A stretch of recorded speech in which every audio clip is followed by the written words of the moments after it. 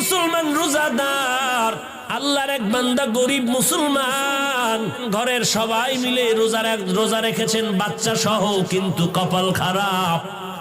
সন্ধ্যা হওয়ার আগে টেনশনে পড়ে গেল, ইফতারি করার কোনো টাকা নেই, কি করব?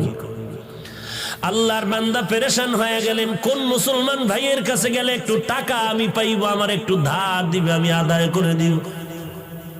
চিন্তা করে দেখলো, হ্যাঁ আমার এক বন্ধু মুসলমান আছে, তার কাছে যাই। গরিব মুসলমান রোজাদার মুসলমান ধনীর বাড়ি গিয়া খাও, আল্লাহর বান্দা আমি বড় গরিব মানুষ, আমি এক গ্লাস পানি দিয়ে স্ত্রী সহ ইফতার করতে পারবো, কিন্তু আমার সন্তানেরা রোজাদার, ওদের মুখের সামনে দিতে না পারলে কলিজায় বড় আঘাত।